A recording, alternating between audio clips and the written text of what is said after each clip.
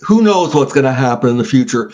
All I can say is that we are now teetering on an abyss. And I do think, no matter how alarmist it sounds, I'm convinced that it would be easy for our civilization to crumble very quickly.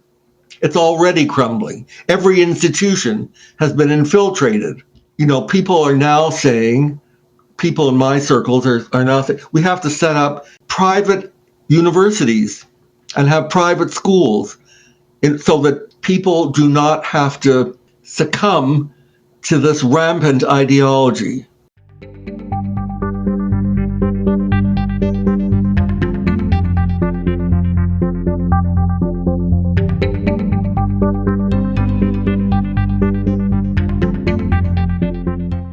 Dr. Paul Nathanson, PhD, is a Canadian religious studies academic.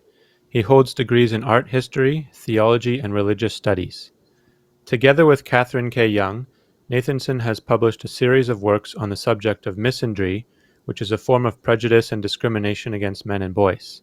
The series includes Spreading Misandry, the teaching of contempt for men in popular culture, Legalizing Misandry, from public shame to systemic discrimination against men, Sanctifying Misandry, Goddess Ideology and the Fall of Man, and Replacing Misandry, a Revolutionary History of Men.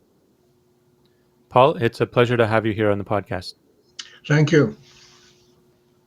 So I want to thank you for writing these books, first of all. And I have to say that I read 3 of the 4 I mentioned. I didn't have time to get through Sanctifying Misandry, but we can cover the content of all of them.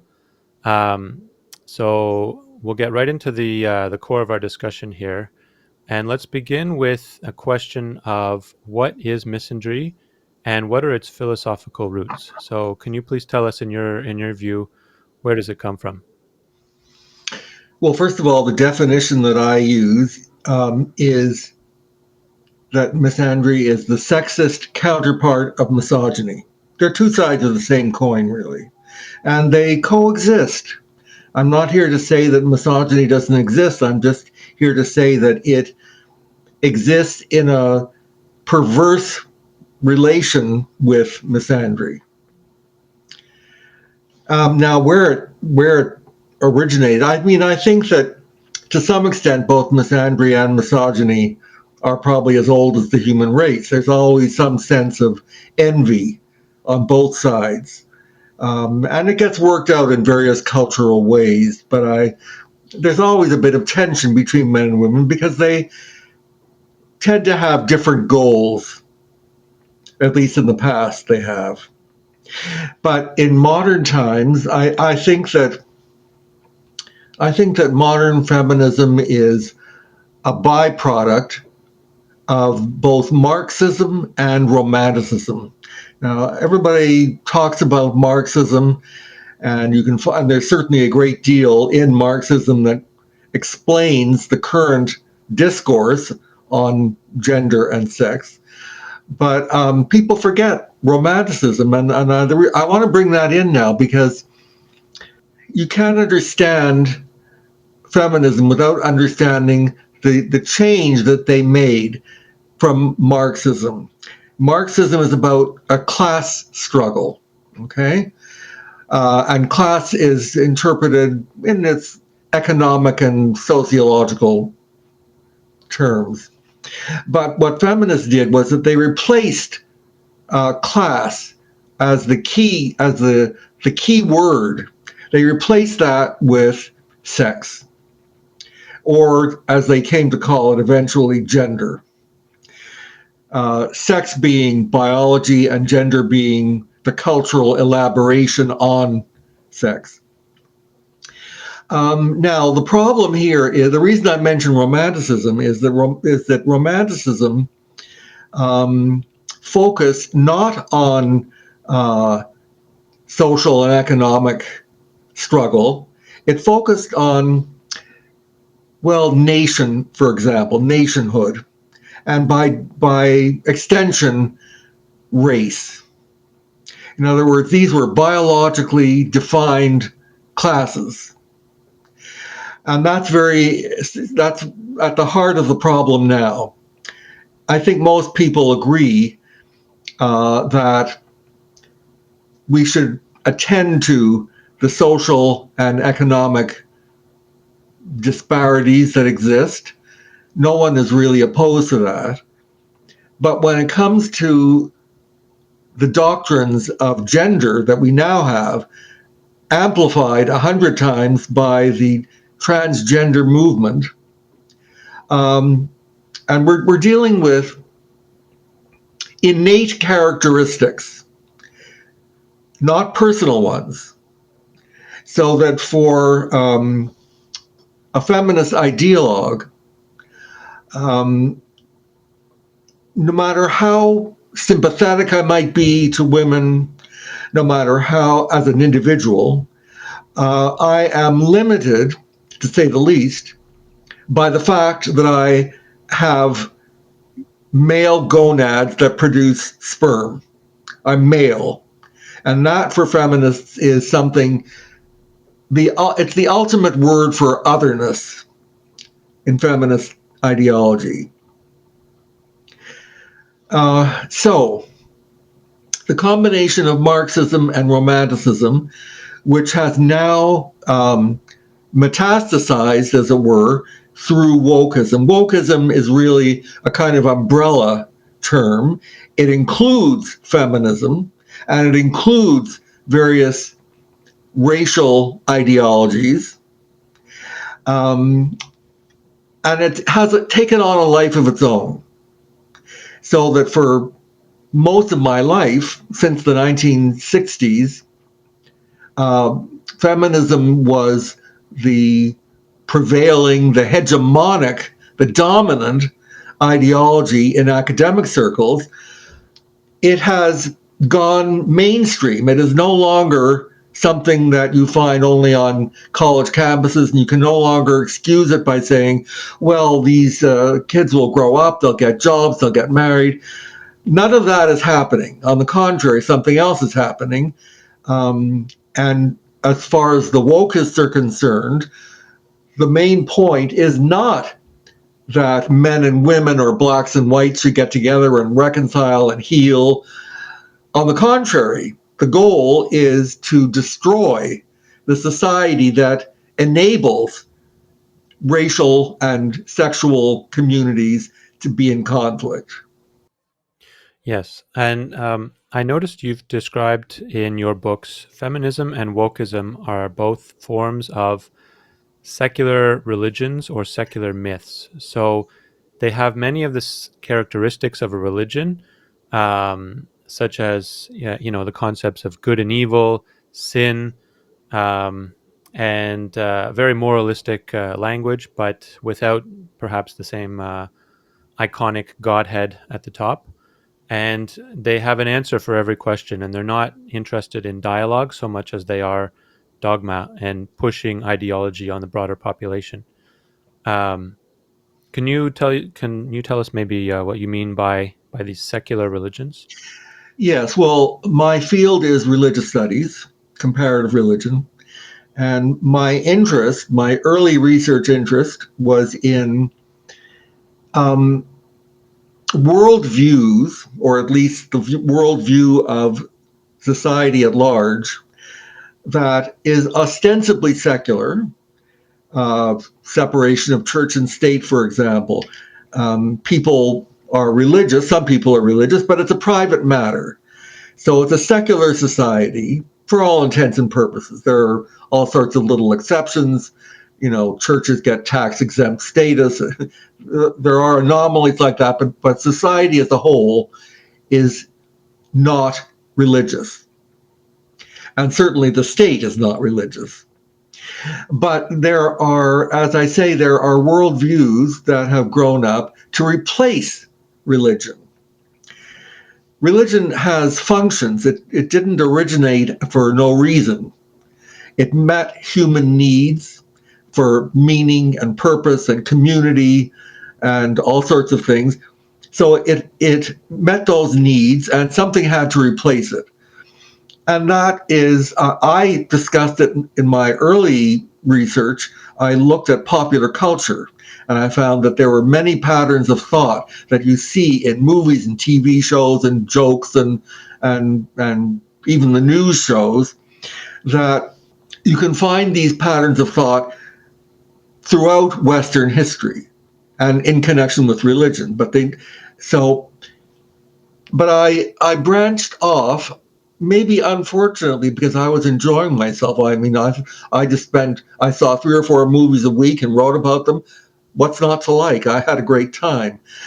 So how did I get onto this dismal topic?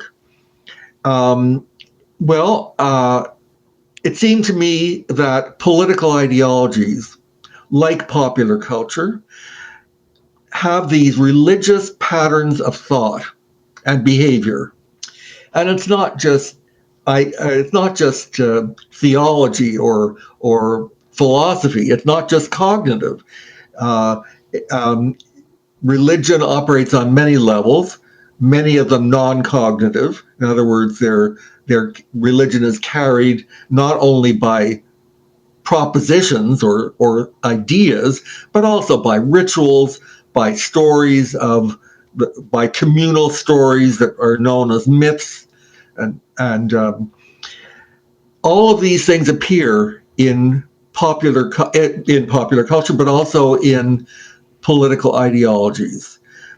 Um, so I did in the first book, in the first volume, Spreading Misandry, we looked at um, popular culture but we looked at it mainly as symptomatic.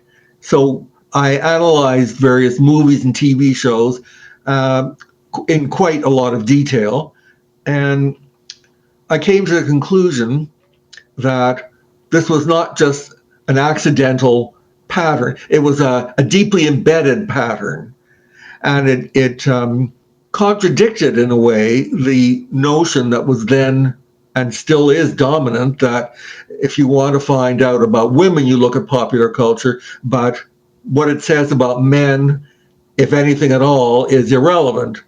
And so I decided that no, it's of the essence. And in fact, you can't really talk about men or women without talking about the other. They're that intertwined, although you wouldn't know that from some of the ideological rhetoric today, but that's the case. So um, I looked at feminism as a political ideology which functions as a secular religion of the fundamentalist kind. I want to make that clear. Religion is a broad category. When I say secular religion, I'm talking about religious ideology, which is fundamentalism. And by ideology, I don't mean just a collection of ideas. I mean a systematic representation of reality in order to achieve political, social, or economic goals. That is how I define ideology. Um, okay, so that's how I came from religious studies to research, 30 years of research on men and women. And it's a good entry point to talk about your first book.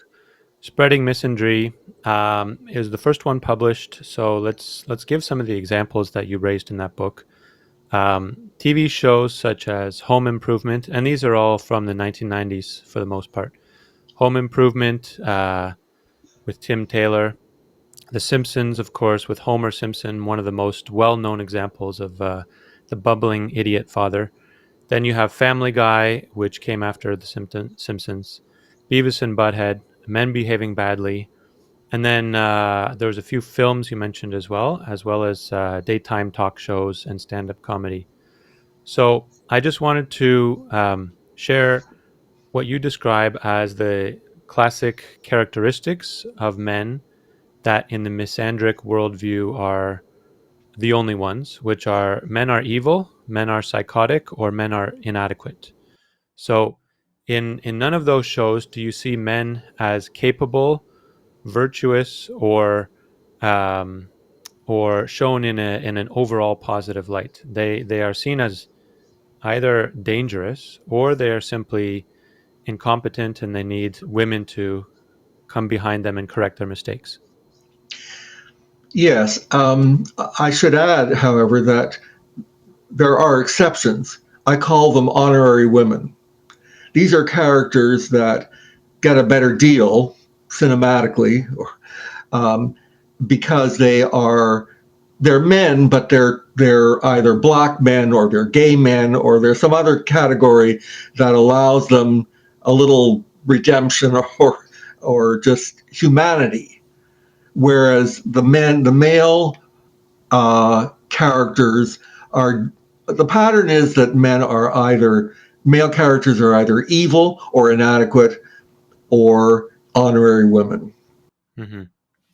Yes, and one way to become honorary women, of course. They convert to feminism. Those two are honorary women.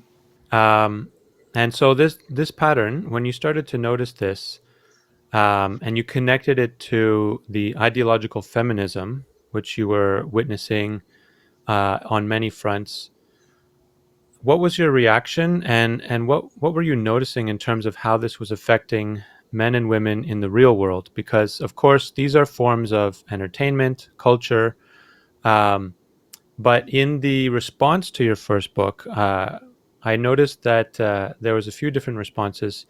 Critics either um, they said, "Who cares? No big deal."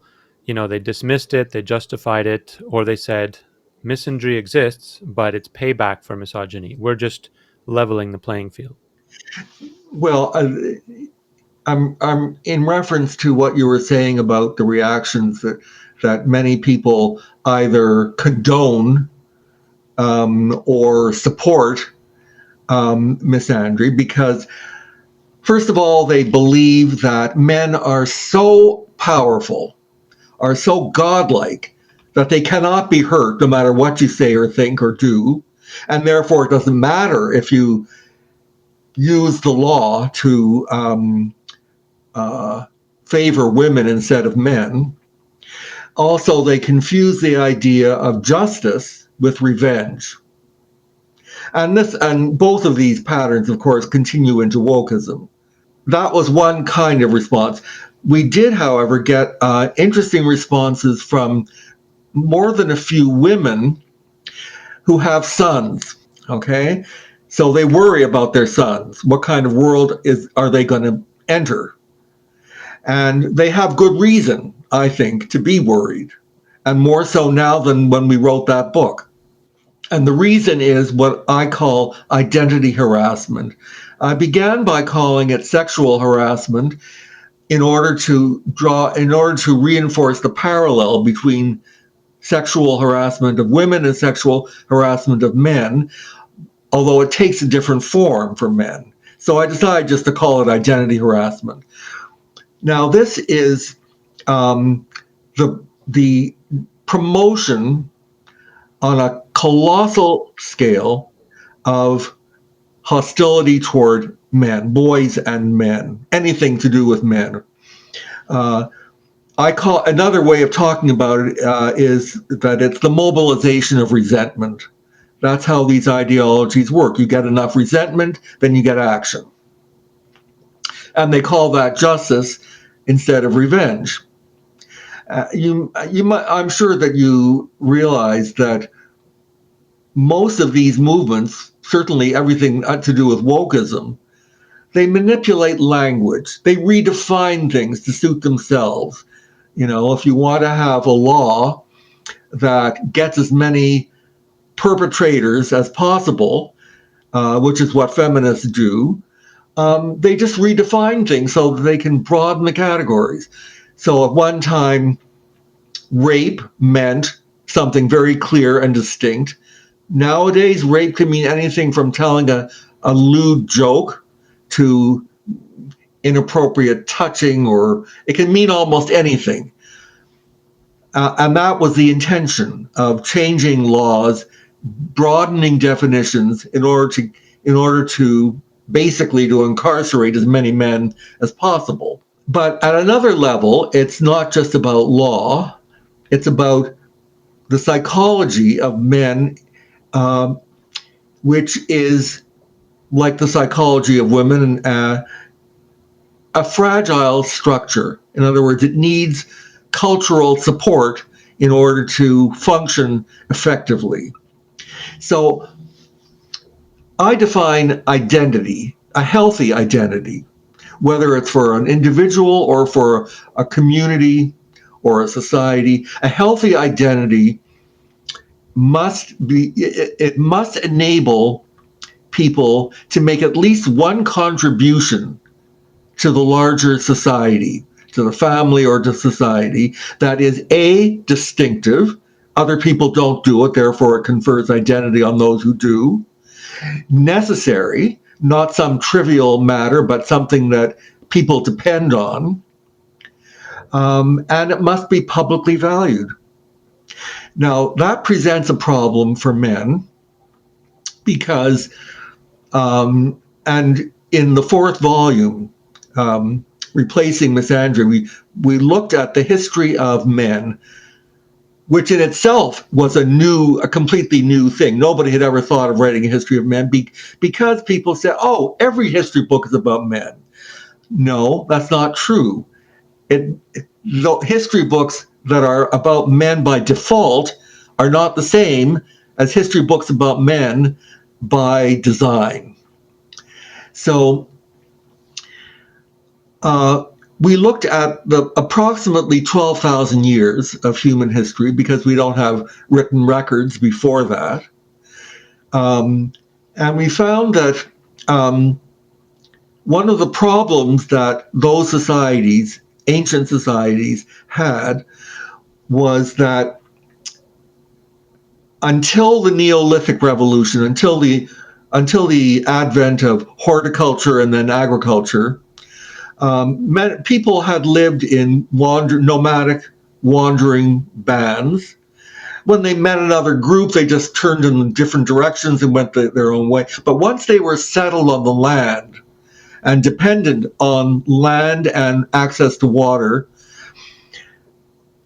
that had several good effects. For one thing, it enabled the rise of cities, literacy, specialization, diversification, trade, but it also enabled the advent of war because not only did you have to protect your community from outside raiders, but you also could go on raids yourself and increase your prosperity, which, by the way, benefited women as much as men. So women were the cheerleaders for the most part.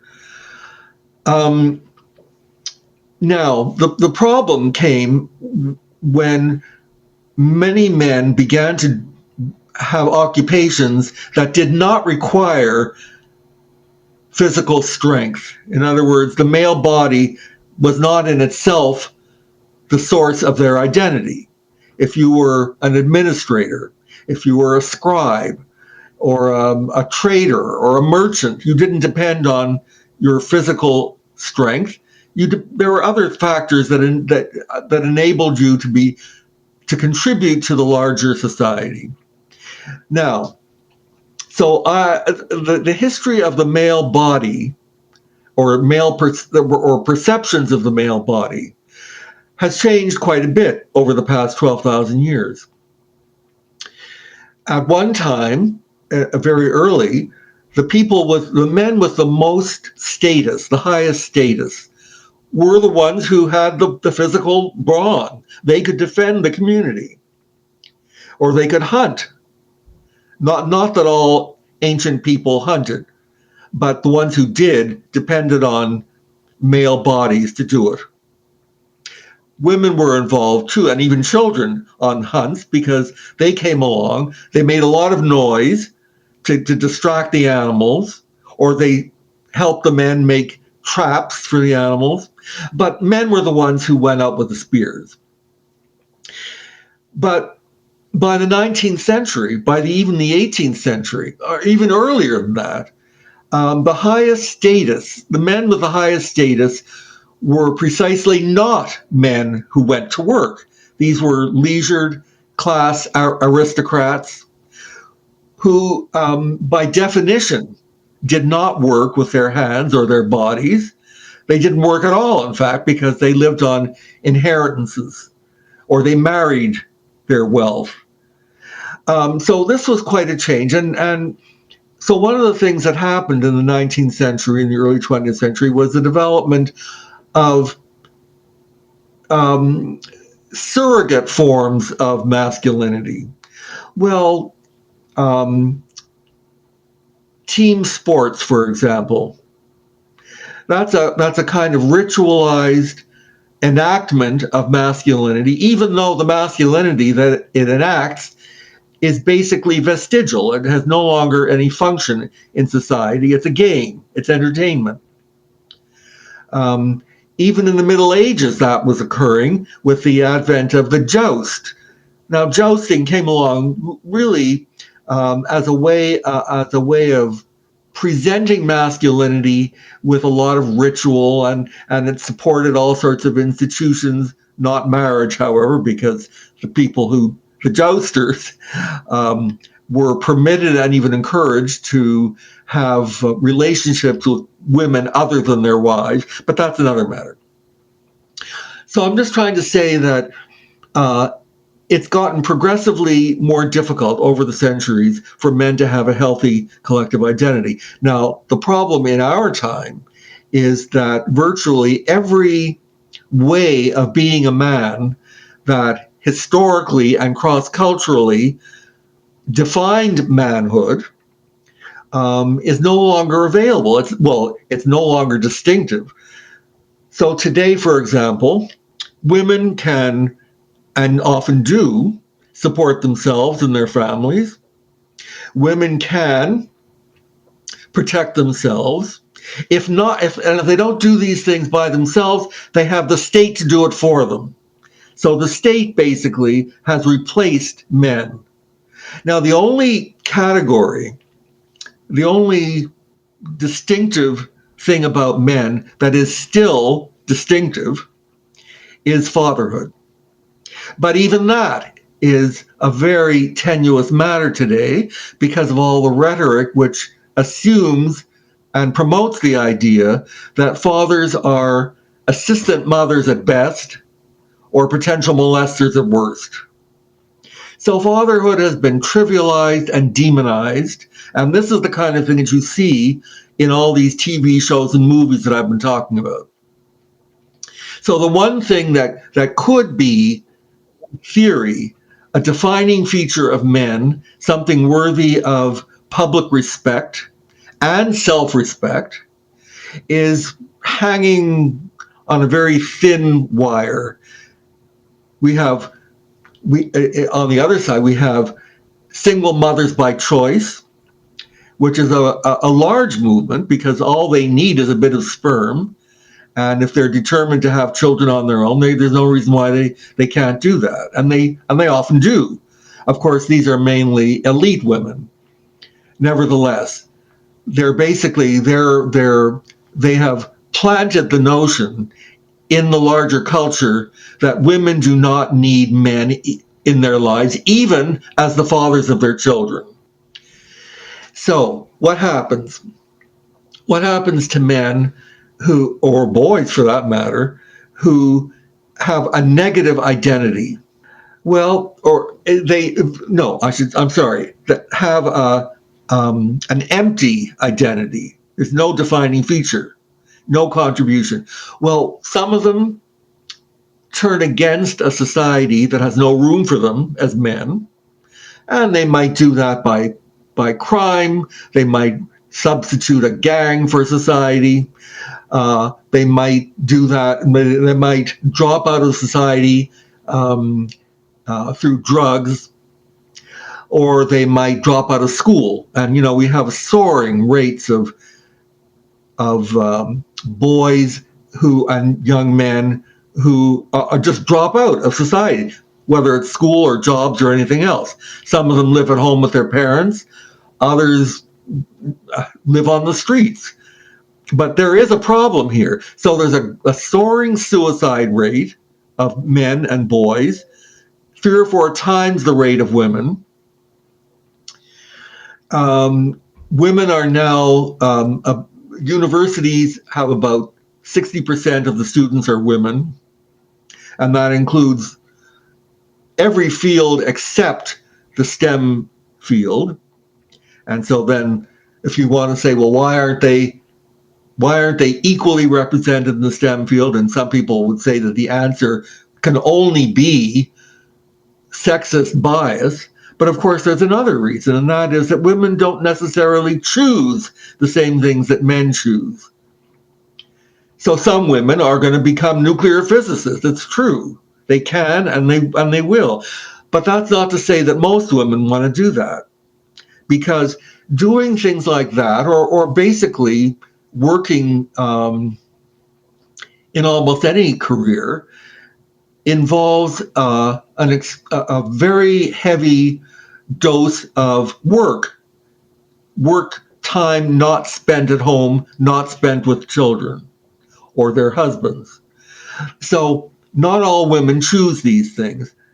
But the rhetoric today is that, well, because women are not equally represented, it must be because of pervasive systemic misogyny.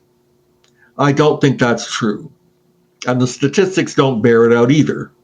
Right. And I think this is one of the core arguments which you try and critique in your books, especially the fourth one, Replacing Misandry, which is what you were talking about just now.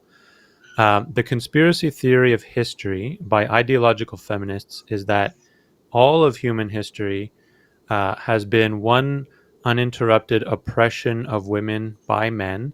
And if you divide the whole world, men are on the top half, women are on the bottom half. And of course, we live in patriarchy, which is designed by and for men. And what you're arguing in the fourth book is that gender identities, evolved as a division of labor between the sexes based on natural biological differences. So, as we know, only women get pregnant and bear children and lactate and feed the children. Only men, not only men, but on average, men tend to be stronger, larger, have more testosterone. So the survival needs of both men and women, it made sense for women to be caring for children and taking care of the home, and it made more sense for men, because of their biological difference, to do things like plowing the fields for agriculture, or prior to that, to go out and hunt. Um, and what you said in the fourth book as well is that this collective male identity, which was based on the male body being used for the community, for the family, to do certain tasks, it's been eroded and marginalized due to technological revolutions, machines, and even more recently, computers replacing the male body, as well as it's been attacked by feminists who say uh, women can do everything that men can do and more and better. So, as you point out, that leaves very little space for a unique, distinctive, and valued male identity in society. Now, actually, the chickens are coming home to roost for feminists because of the trans movement. Because the trans movement really tries to erase both women and men by arguing that biology is irrelevant, that the only thing that matters is gender identity, that gender identity is fluid, that it can be one thing today and another thing tomorrow. So feminists have become have organized to argue against the claims of transgender ideology, which can in fact harm women. If you have women playing on an athletic team, and you have some members of the team have male bodies, which, in spite of their, the cosmetics and various cosmetic surgery or even chemical surgery. So if you have men on the team, they're going to win every match. But that's nothing. That's a minor point. A more serious problem is that if you have trans women, that is men who are born men, but who think of themselves as women and who ask to be sent, if they're convicted of a crime, they ask to be sent to women's prisons because the treatment is less harsh. But also, some of them take advantage of that and rape women prisoners. Now, this is not something that is happening to every woman. This is statistically, it's a marginal phenomenon, but symbolically, it's very important. And feminists have always been very careful about symbols. So when I started writing about, the portrayal of men in popular culture, the people who understood what I was doing, of course, were the feminists, because they had done exactly the same thing as I was doing. They looked at symbolic and linguistic patterns and patterns of clothing and food and every conceivable thing. And they interpreted them all as attempts to undermine women. And they ignored similar attempts to undermine men. And so then the question is, well, if men were in control of all these industries, the entertainment industry, how could you have anything to do with misandry? It would only be misogyny, presumably. But of course, that ignores the fact that the men and women by now who control these industries are interested in money and power. They don't care about men and women. So whatever sells, in other words, is what they want. So the Disney studio decided at least 30 years ago that they wanted to introduce more female characters into their movies. And of course, every female character they introduced followed a feminist paradigm. In other words, they begin as victims, they marshal their resources, they become independent and feisty, always feisty. And so they are now the protagonists of Disney movies. And the men are either idiots, sidekicks. I mean, the classic example is Disney's version of Beauty and the Beast. In the original stories, there are several versions, but in all the historic versions of that fairy tale, Beauty, the Beast is cursed by a witch by an evil witch for no reason, no good reason. In the movie, the Beast is cursed by a witch for good reason because he was a bastard. Um, the point of the Disney movie is that Belle has to teach the Beast how to become a human. And the only other major male character in the movie is Gaston, who is in Belle's village, he's the chief braggart. He's vulgar, he's coarse, he's all the things that we think of now as toxic masculinity or testosterone poisoning. So there are only two male characters. One of them is a beast, and one of them is a jerk. And Belle is the one who brings humanity and justice and healing and reconciliation and all the rest of it. Disney is making money this way and earning status because in a world in which feminism and wokeism now are dominant, and in a world which penalizes people who don't observe the niceties of feminism and wokeism, are punished. So this is one way of absolving themselves. So they're getting rich, but they're also being admired by the elite that sets the tone for society. Yes.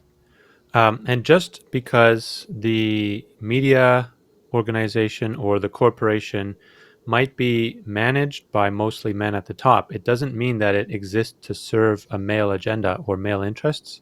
And I would say in politics and government, it's the same.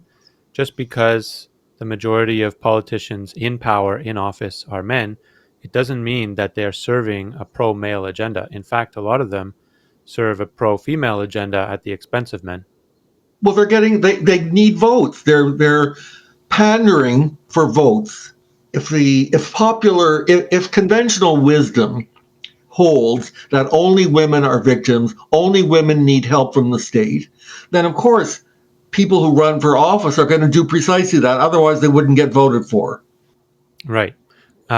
So I want to come back to your second book now, which I think we haven't gotten into too much, Legalizing Misandry.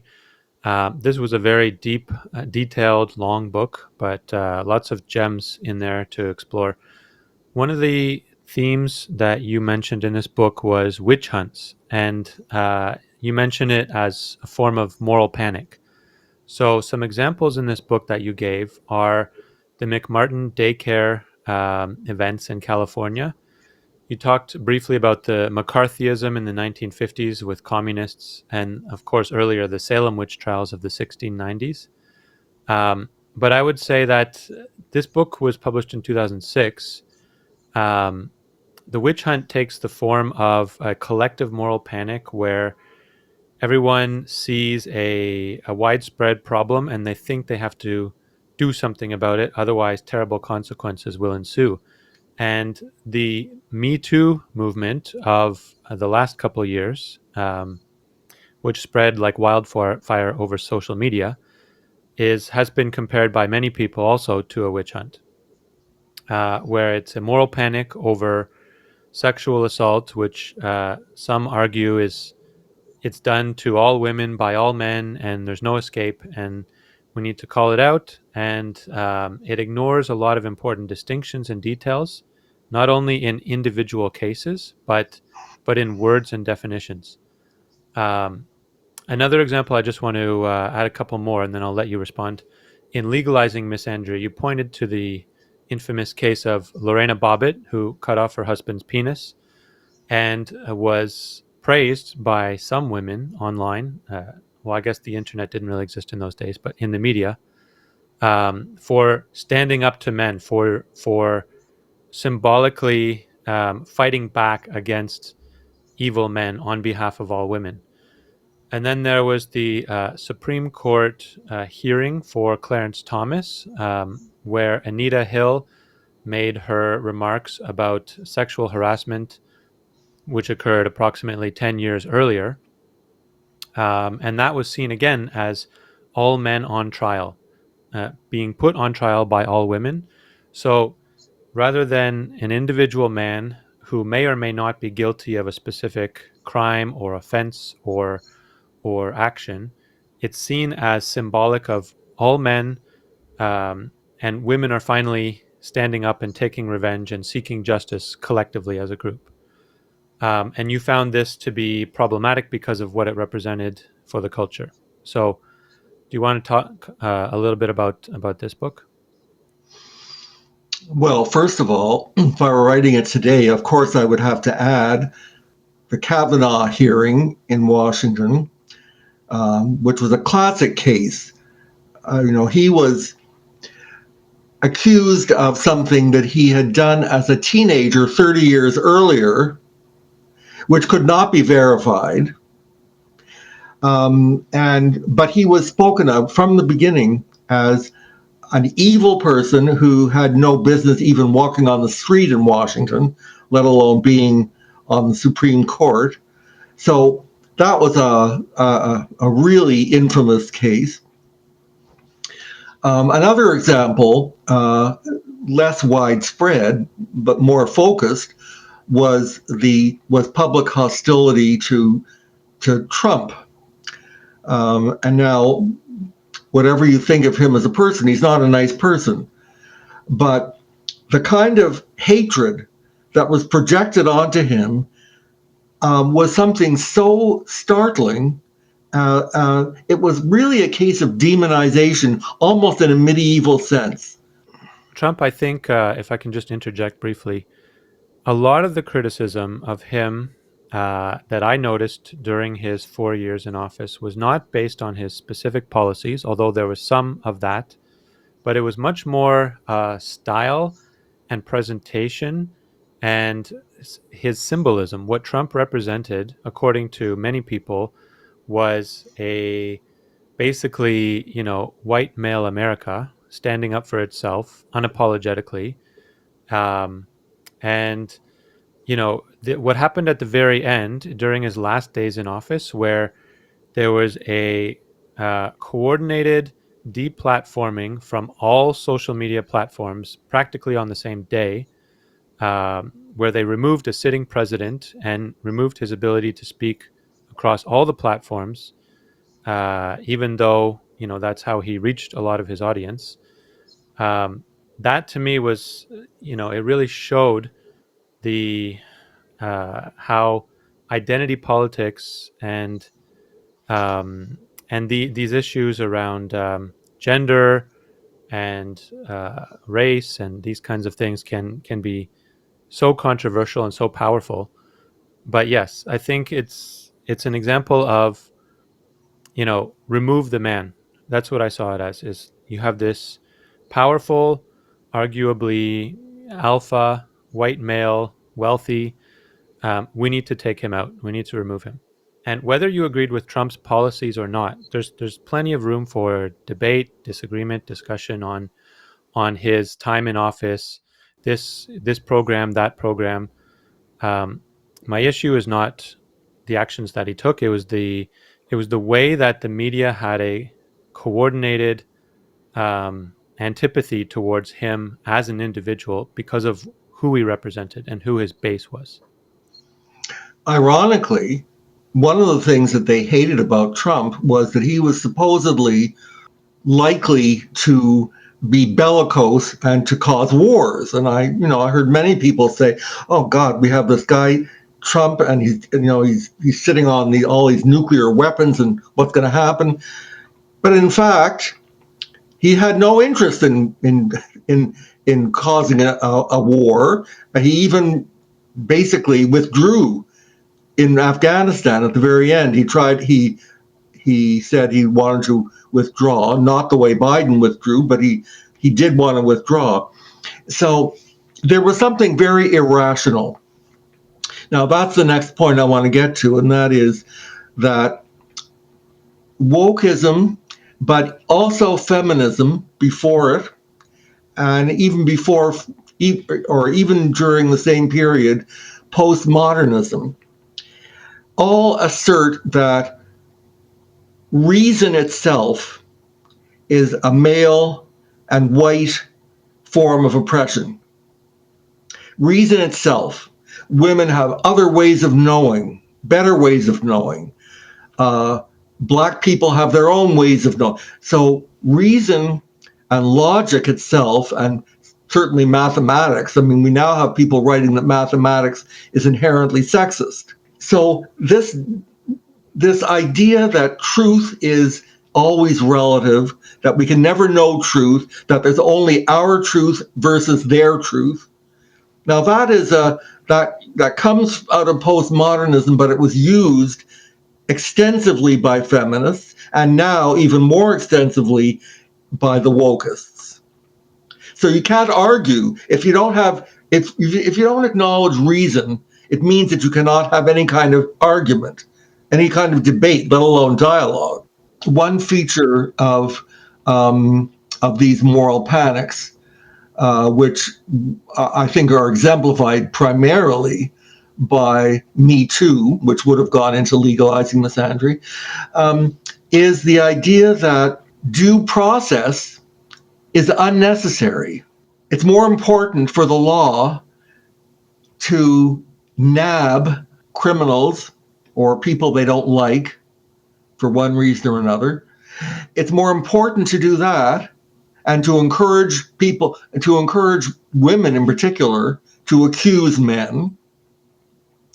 It's more important than to have due process. So by simply making an allegation in public, of course now it's on social media, so it's broadcast to zillions of people. You have zillions of people who are basically convicting the accused just on the basis of popular opinion, not on the basis of a trial, not on the basis of evidence, not on the basis of a logical or reasoned argument, but simply on the basis of believe a woman. If women have to be believed. Yes, and that was actually one of the side messages that came out of the Me Too movement was believe all women. And what they mean by that is if a woman says she was assaulted or harassed or raped, she is to be believed by default, and the man is presumed, therefore, guilty by default, and he has to then argue for his innocence, which goes against the very foundation of our legal systems in North America, which is presumption of innocence and weighing of evidence. Um, so, yes, you're exactly right. It's the court of public opinion. You are guilty until proven innocent. And even if proven innocent, the You still pay. reputational damage to you is already done, and there's no way of undoing that. Um, yes, court of public opinion. Another less graceful way of expressing it is that this is vigilantism. They don't go around with torches in their arms and parades, but basically they're vigilantes. People who take the law into their own hands or ignore or bypass the courts, that's vigilantism. Yes. I want to go back briefly to the second book again, Legalizing Misandry. You talked about divorce, the family court system, and the stereotypes of the deadbeat dad. Um, and this caused a lot of problems because you say that in the family court system, a lot of men, when they're going through a divorce process, they're removed from their families, their children are taken away, and they then have to argue to a judge why they should be able to see their own children again and try and then they have to argue over the finances, of course, the alimony and the child support and all of this. Um, but you use some good examples. Sanford Braver's book on divorced dads, Shattering the Myths, as well as Stephen Baskerville's book, The Myth of Deadbeat Dads.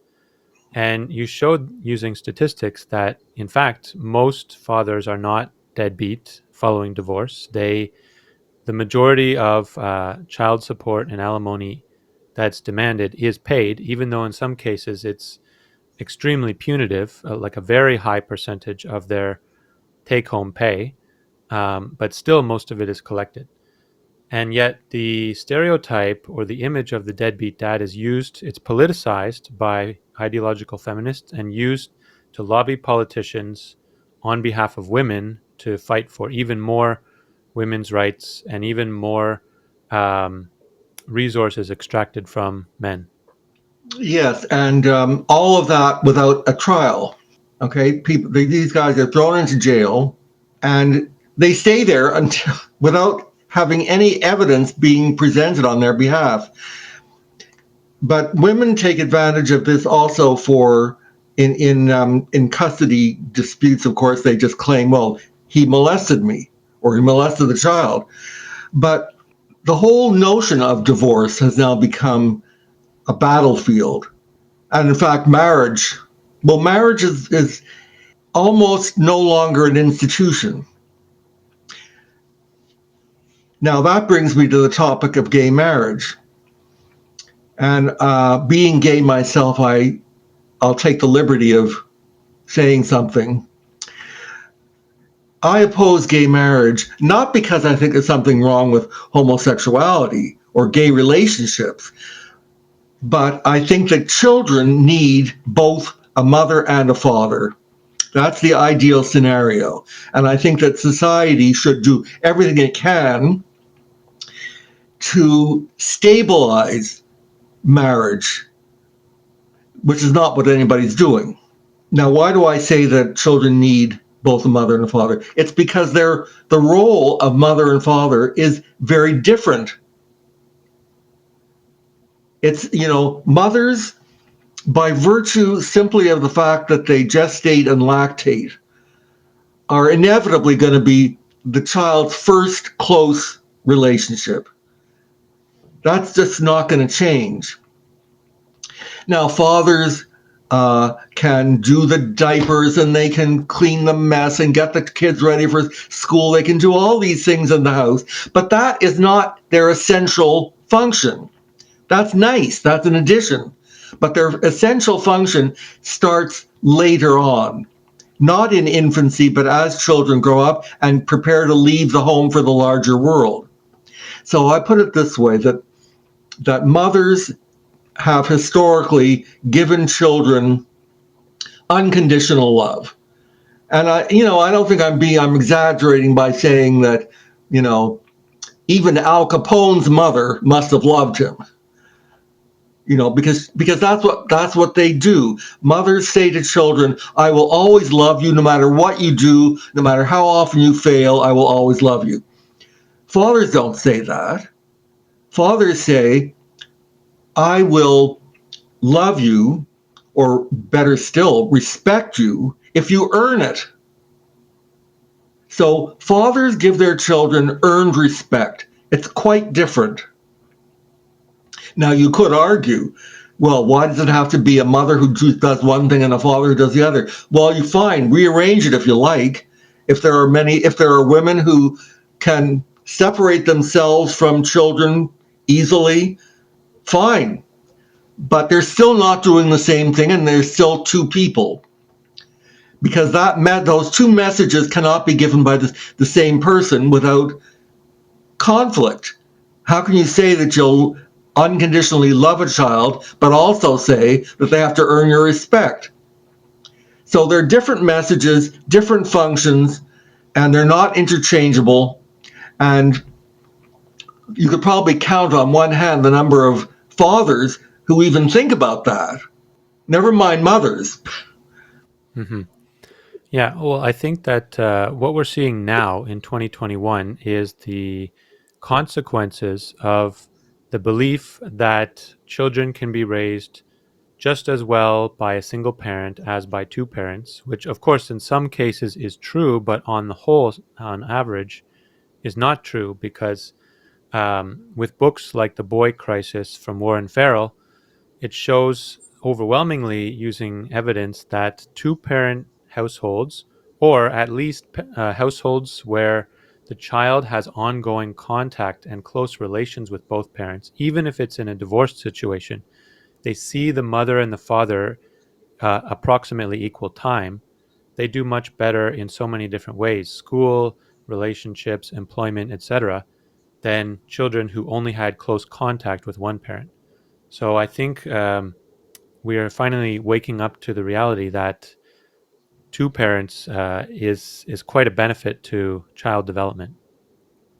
Well, I think no statistician would now deny that. There have been so many studies which indicate that children from divorced families, let alone single mother or single father families, are statistically far more at risk for every conceivable social and psychological problem.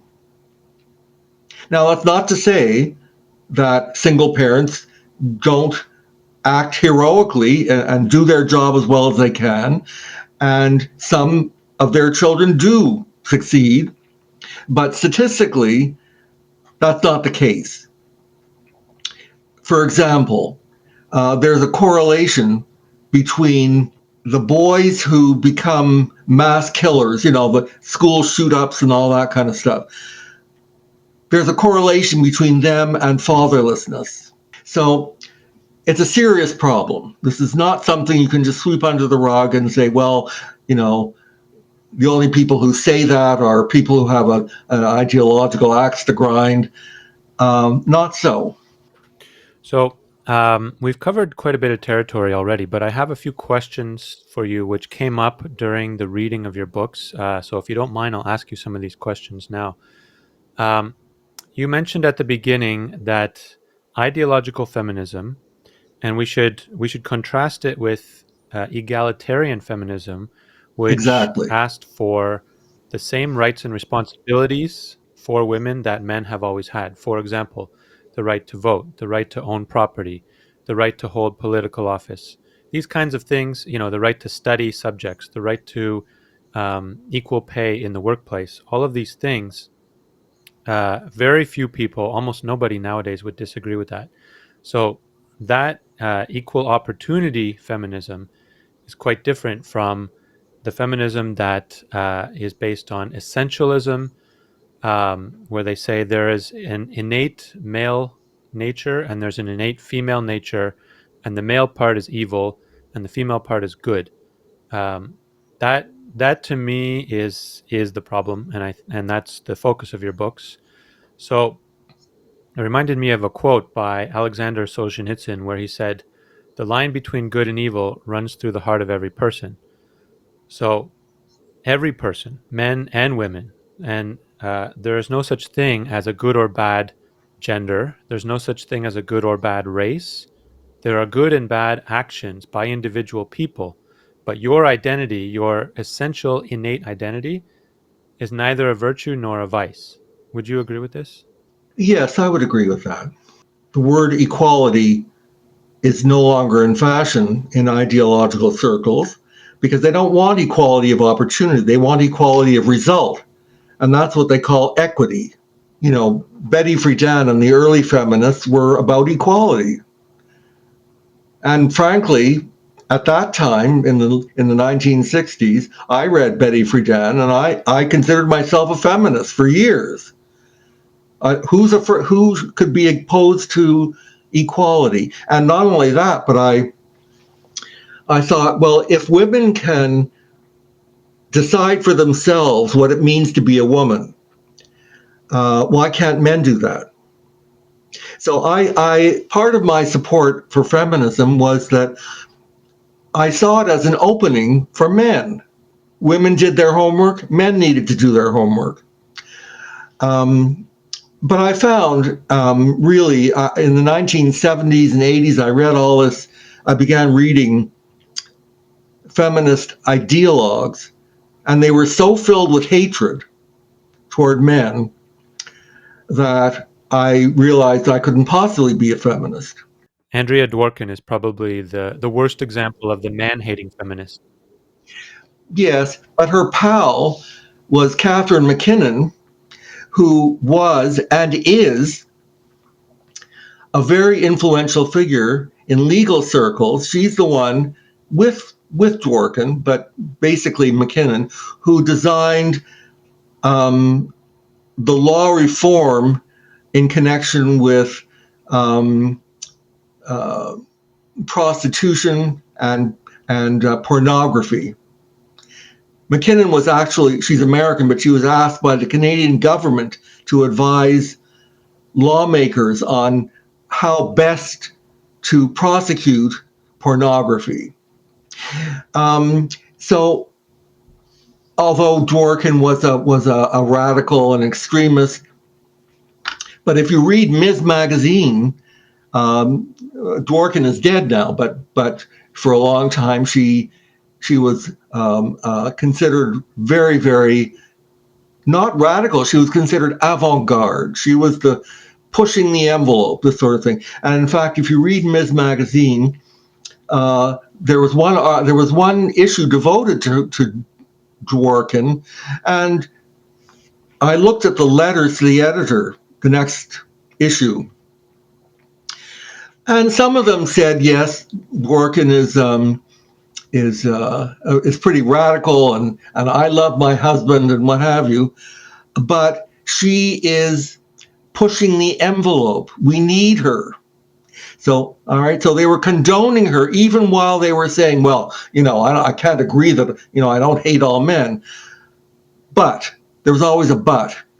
So they were closing ranks around Dworkin, even while they were admitting that they were leery about it, but they still closed ranks.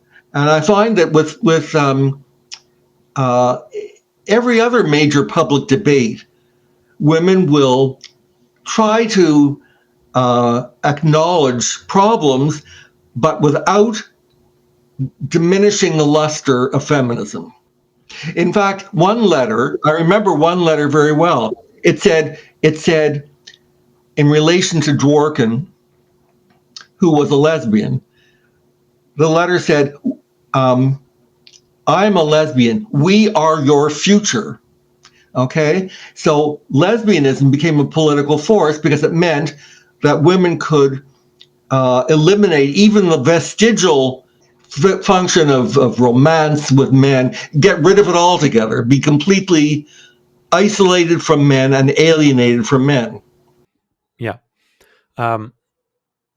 Another question I had is an observation that you've described feminism often predicts the emergence of a utopia once society is re-engineered according to feminist principles and ideas, which is very similar to what revolutionary communists have said many times. After the Correct. revolution and the transition into communism, everything's going to be great and perfect. And of course, in history, that did not happen. In fact, the opposite happened. Um, but there's very little. There is some, but very little gratitude and appreciation, especially by Western European and North American women, that they live in the best time and place, arguably ever in human history, to be a woman, which is late 20th and early 21st century North America and Western Europe, in terms of freedom, wealth, health, well-being, any indicator you can put for human well-being for women, they're doing great now. And yet, we still get all the same messages. There's far more, we've come some ways, but there's so much more work to do. We're not there yet. So, my question is, compared to what? Are they comparing the present to some fictitious utopia, or are they comparing it to the real human history of the past? Well, they're doing two things. First of all, yes, they're comparing it to utopia, and the only way to get to utopia is to destroy the current dystopia. But they have, and this comes out in Sanctifying Misandry, where we talk about the goddess cult. Now, not all women join goddess cults, but the mythology of the notion of a goddess ruling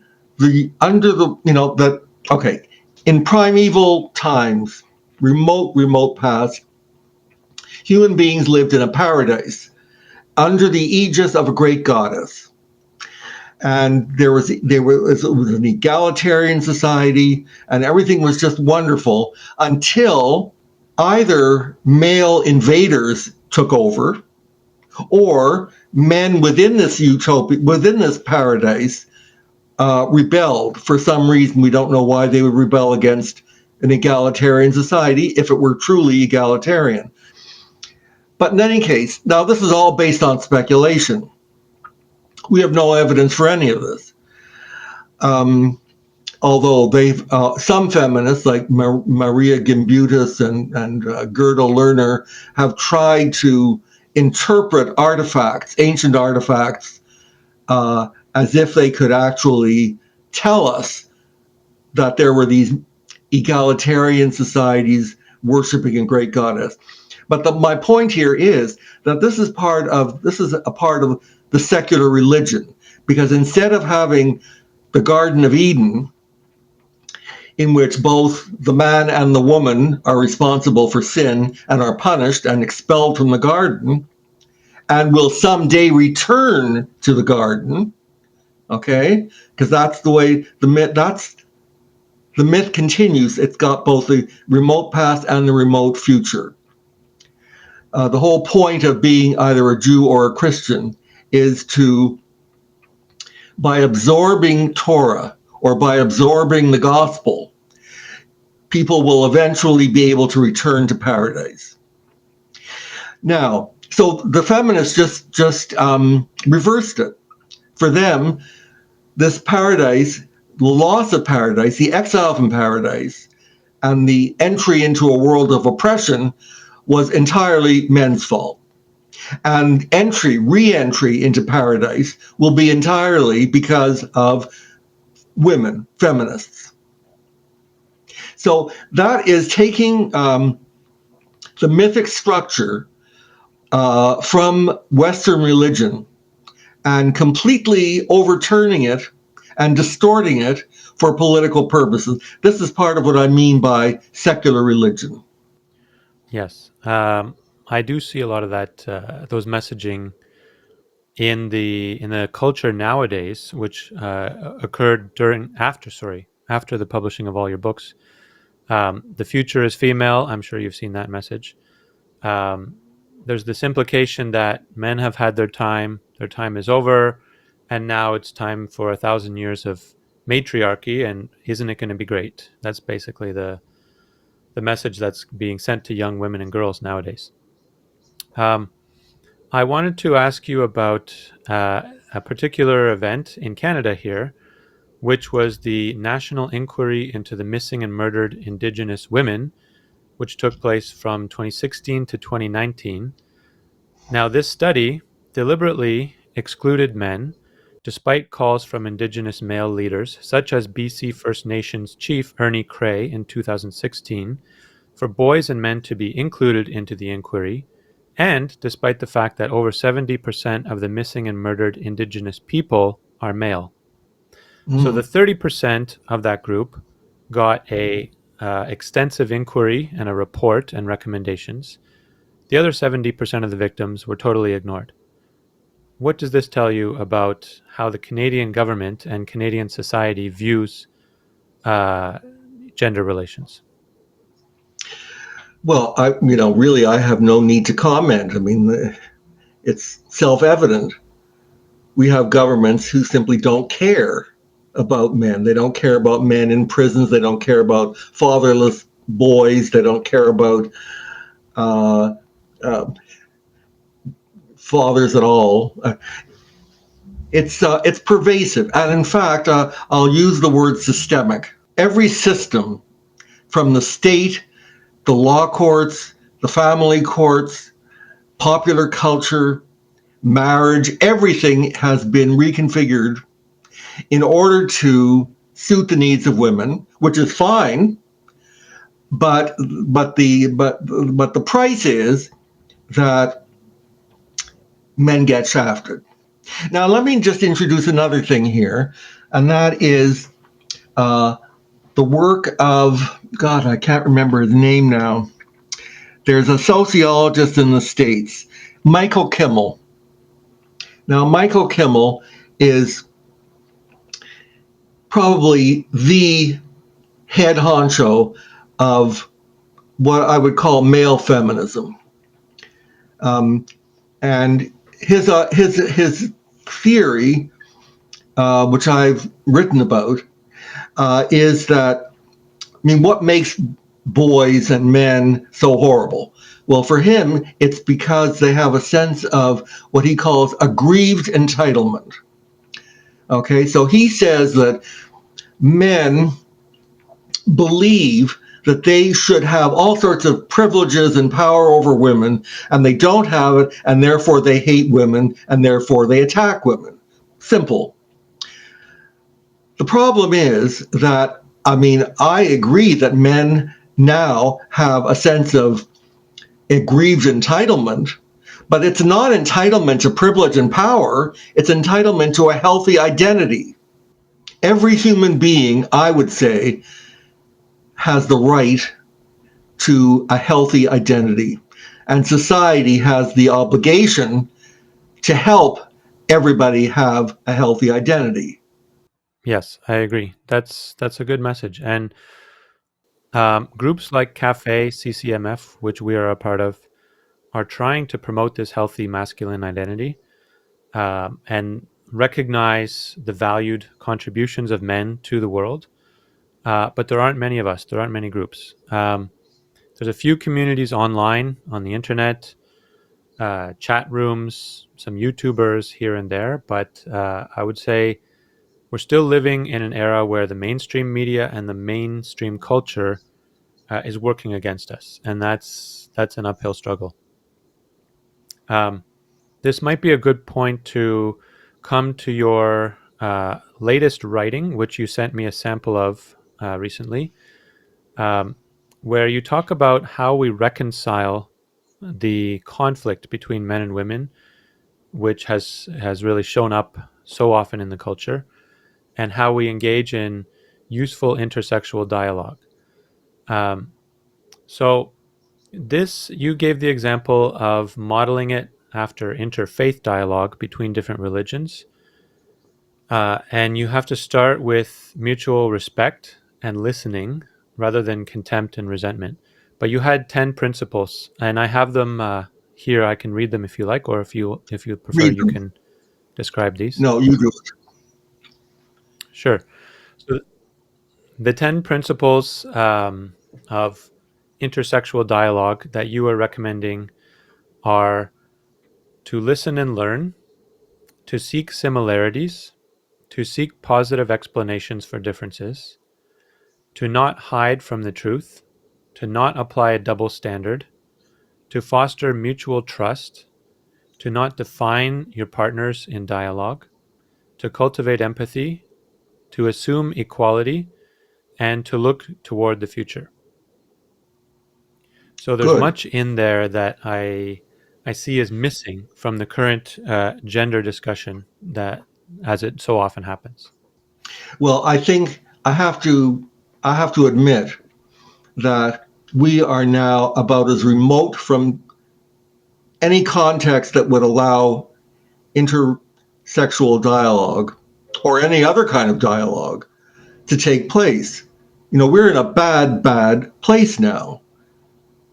When I wrote that was quite a few years ago now, and I was able to maintain the illusion that things were, if not getting better, at least not getting worse.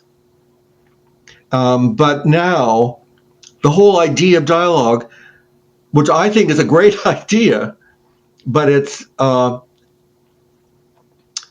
let me give you an example. A few years ago, I was invited to speak at the University of Toronto with Katherine, and the topic was the possibility of intersexual dialogue. That was the only thing that the public knew. And we got a protest. We had people gathered outside the university room, the building that we were speaking in. We had police were called. The fire alarm was pulled, so we had to evacuate the building. Now, the topic was dialogue. The topic was not how can we destroy women. It was just about dialogue. That was an unacceptable topic. And that was before wokeism. Yeah, and I've noticed that the conversation on race follows a very similar pattern to the so-called conversation on sex and gender, which is it's not a conversation, it's a monologue. It's we, the victims, speak, and you, the oppressors, have to listen. That's right. The wokeists did not invent anything.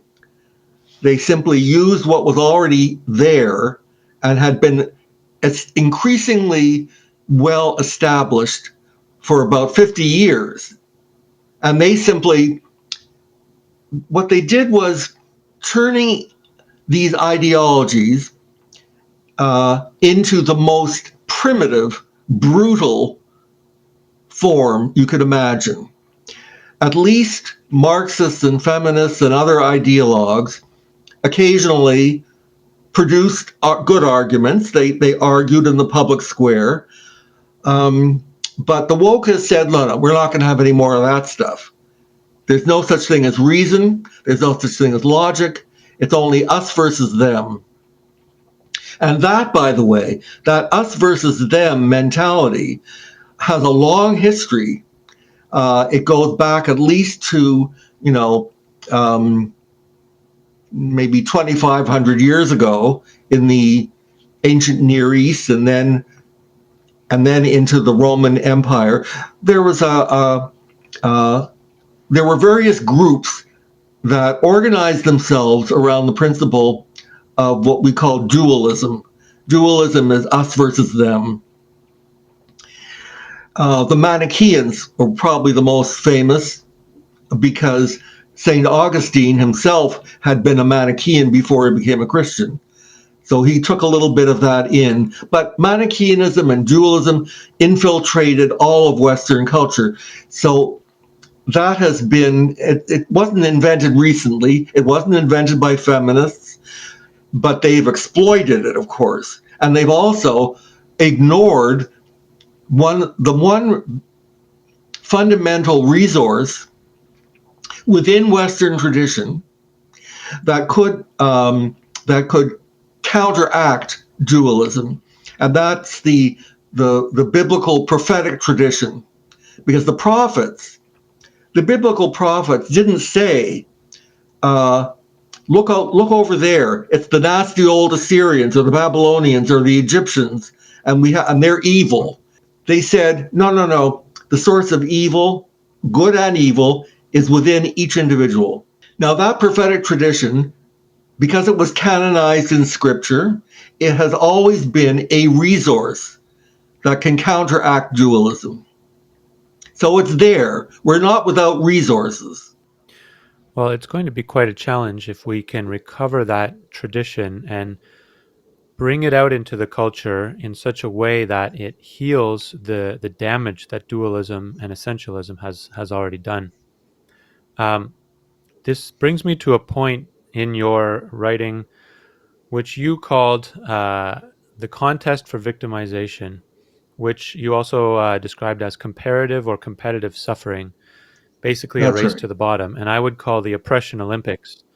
And the oppression Olympics is one of the core aspects of identity politics and wokeism, which we see from basically 2015 until now, which is some sort of a calculus on how high or low you are on the moral scale based on immutable characteristics, not based on your actions, not based on your words, your decisions, your accomplishments, but simply based on your skin color, your gender, your sexual orientation, and so on. And this is really, I believe, causing a lot of damage to society. It's creating disunity rather than unity. It's pitting groups against each other instead of finding common ground on which we can work. Um, and if you look at history, nearly every group that's identifiable has some story of oppression and suffering, whether it's black slavery, the Jewish Holocaust, the Ukrainian famine, the Holodomor, native peoples being exterminated and losing their territory in many parts of the world, many nations being victims of European colonial rule, and of course, women's disenfranchisement in various ways prior to feminism, and then the LGBTQ groups being discriminated against, and so on and so on and so on. There's almost no group that has no history of oppression and suffering at some point. But the point is not to use these as cards to say, hey, I've suffered more than you. My people are more downtrodden than your people. That's really not going to heal anything. It's not going to accomplish anything. But that's precisely what the culture has latched onto in the last 5-6 years. So you wrote about this in your work. Do you see any way forward where we can escape this contest for victimization? We can escape the group identification, which has become so common, and find something in common humanity, find some ground on which we can reconnect and heal the wounds? Actually, it's a good question. I'm glad you asked it because uh, first of all, one of the hopeful signs that I see is the number and quality of women who are rebelling against wokeism, partly because they might have sons or they might have some personal reason. But I think that more and more women are questioning the dictates of feminist ideology and woke ideology. And you have these groups of parents, for example, in the States, in Virginia and other states, parents who during the pandemic, when their children were home learning on the computer, they found out what their children were actually learning, and they were learning critical race theory in grade school, and they rebelled. Whether their rebellion is recorded by CNN is another matter, but it's certainly out there. It's certainly recorded on Fox. I've even heard a report on it on the BBC News. So there is something happening. People eventually say enough is enough. You had one woman, a teacher, who resigned at a meeting of the board, which was captured on video, which of course went viral. And she said she was quitting because she refused to use her role as a teacher to indoctrinate grade schoolers with hatred. So these are things that are happening. They're not happening in Canada, as far as I know, but they are happening in the States. And it's encouraging to see these signs. Um, I do see them as well. I see them covered primarily on social media, which is less under the control of a few big corporations Not compared to for the mainstream long. media. Informal groups, not for long. That's true. It's becoming more and more concentrated, but nevertheless, it's still a way in which ordinary people can get together and resist some of these dangerous cultural trends. Um, so let's hope that that spreads further. I just wanted to ask you a final question to wrap up here, which is that I've noticed in some parts of the world, which are economically developed but culturally different from the West, from North America and Western Europe, they have resisted wokeism fairly well. You see it in Central and Eastern Europe. I think that identity politics and feminism has not taken hold in those countries as much as it has here, as well as in East Asia, in places like Japan, Korea, China. You're not getting as much of that. It's just kind of it hasn't taken root there. And for you, as someone who has a deep understanding of cultures and religions, do you have any theories as to why that might be? To tell you the truth, I don't know enough about those cultures. I do know that two of our books have been translated into Japanese and published in Japan. It looks beautiful, but I can't read a word of it. But I don't really know what's happened. They have their own traditions that operate in not the same way as ours. I mean, for example, in India, they still have the extended family. Now, that's in the villages. As soon as they go to the big cities, they become westernized. So there is a feminist movement in India, a very strong movement. And there are some problems in India that really deserve and need a movement such as feminism. But it's hard to predict the future. I don't have a crystal ball. Who knows what's going to happen in the future? All I can say is that we are now teetering on an abyss. And I do think, no matter how alarmist it sounds, I'm convinced that it would be easy for our civilization to crumble very quickly. It's already crumbling. Every institution has been infiltrated. People are now saying, people in my circles are now saying, we have to set up private universities and have private schools so that people do not have to succumb to this rampant ideology. So who knows what's going to happen? But every culture is fragile. People assume that culture is just always going to be here. We can tinker with a few institutions, have a bit of law reform here. That's called reform. But the revolutionaries are making it abundantly clear that they don't want reform. They want revolution. They want totally to destroy every institution and replace it with another. That's a scary thought indeed. It is. And I hope it doesn't come to that. But I agree with your pessimism that the signs right now are pointing towards what you've just described, which is the erosion and disintegration of Western civilization. Unfortunately, I can't disagree with you. That is the way it seems to be going. I hope that we will see more groups of people coming together and resisting this and moving things in the other direction. Um, I'm certainly trying to do my part with this podcast, however small it may be. But I think we need a lot of forces on many fronts. It's true. Yeah. Well, this has been a fascinating discussion, Paul. Thank you very much for taking the time to speak with me. I know we could go on for hours and hours, but I think we can wrap it up here, and maybe we will have another talk at some point in the future. Sure. The next vigilante crisis, I'll be here. Excellent. Great. Well, thank you very much, and enjoy the rest of your evening. Thank you.